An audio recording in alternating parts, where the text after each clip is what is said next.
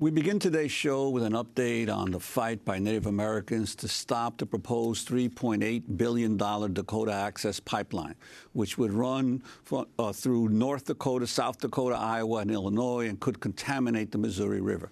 More than 1,000 Native Americans from more than 100 tribes have traveled to the resistant camps on and around the Standing Rock Sioux Reservation in North Dakota. It's the largest unification of Native American tribes in decades. Well, on Tuesday, a federal judge ruled on a request for a temporary restraining order to halt some construction until the same judge issues a ruling later this week on an injunction that the tribe filed challenging the U.S. Army Corps of Engineers over its approval of the pipeline. Yesterday, U.S. District Judge James Brosberg issued a temporary restraining order that halts construction only between Route 1806 and Lake Oahe, but still allows construction to continue west of this area. The ruling does not protect the land where this weekend's mass protest occurred, which is an ancient burial and prayer ground.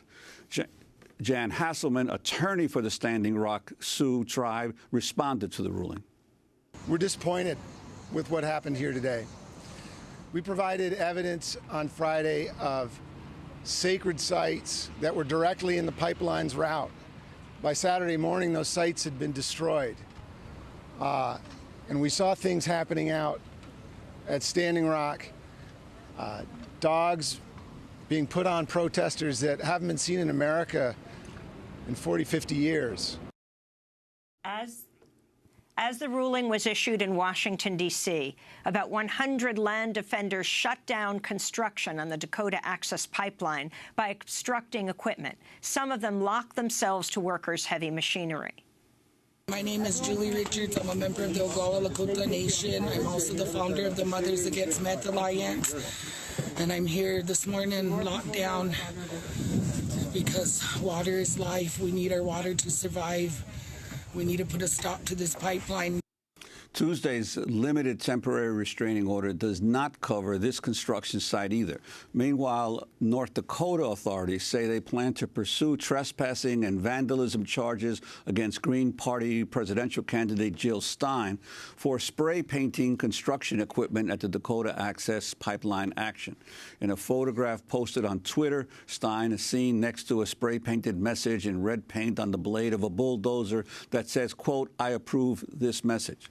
Stein, who is anti-war and advocates for clean energy, camped out with the protesters Monday evening.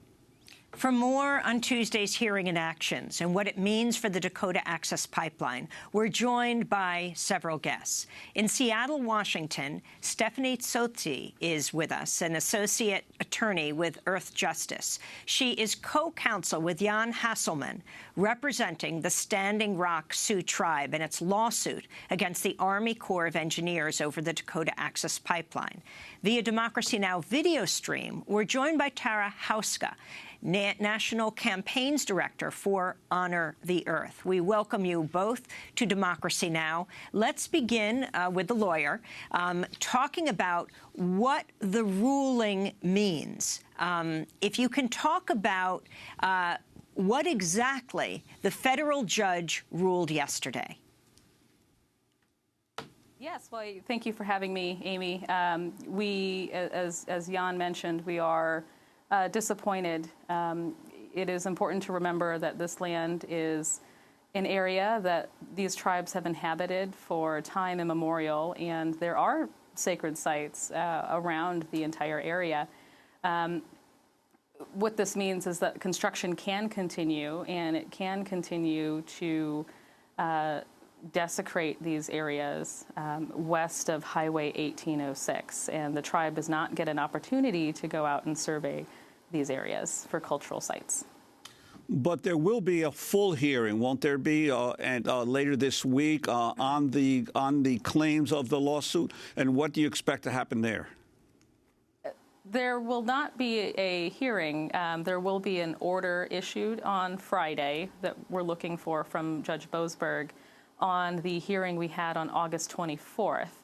But regardless of what happens on Friday and which way the order goes, there will still be the overall legal process that we've pursued, which has other claims as well, and that will take some time. I want to just go to the moment on Saturday when the Dakota Access Pipeline security unleashed dogs and pepper spray on the Native Americans who'd come onto the site not expecting to see them actively bulldozing it on Saturday. They were just going to be planting their tribal flags there. But that's what they found. This is a clip.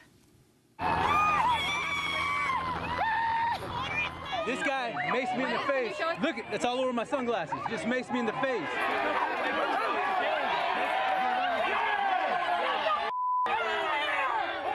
These people are were threatening all of us with these dogs. And that woman over there, she was charging them, and it bit somebody right in the face. The dog has blood in its nose and its mouth. And she's still standing here threatening. Why are you letting her dog go after the protesters? It's covered in blood. Over there with that dog. I was like walking, throw the dog on me straight, even without any warning, you know. Look at this. Look at this. The dog, yeah, the dog did it, you know. Look at this. Yeah, so did it.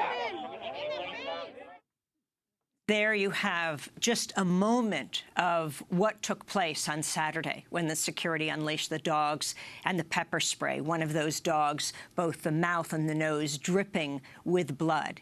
This site that the Native Americans, they don't call themselves protesters, they call themselves protectors. This site, Stephanie Sioux, is not included in the temporary restraining order? That's correct, and that is exactly why the tribe is disappointed in the ruling yesterday. And then explain, this was just a hearing, an emergency hearing after this violent crackdown on Saturday. You filed on Sunday and got the hearing yesterday with the judge in Washington. But what are you waiting to hear this week from Judge Boasberg?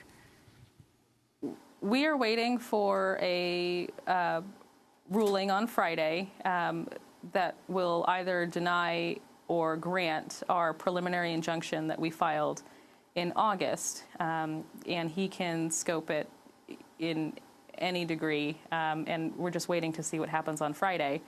And depending on how he orders it, construction may or may not continue after Friday, but we're unsure as to what he'll do. And the primary legal arguments that you're using in the injunction request? Specifically in the injunction request, we are pursuing claims under the National Historic Preservation Act. You know, and that act is there precisely to protect areas like this and to protect or to prevent incidents like this from happening. Our larger legal claim also includes claims under the National Environmental Policy Act, as well as others. But for the scope of this injunction, it was just the National Historic Preservation Act. We're going to break and then get reaction from the main camps of resistance in North Dakota. We'll be talking to Tara Hauska. Stephanie Sioux, thanks so much for being with us, Associate Attorney with Earth Justice.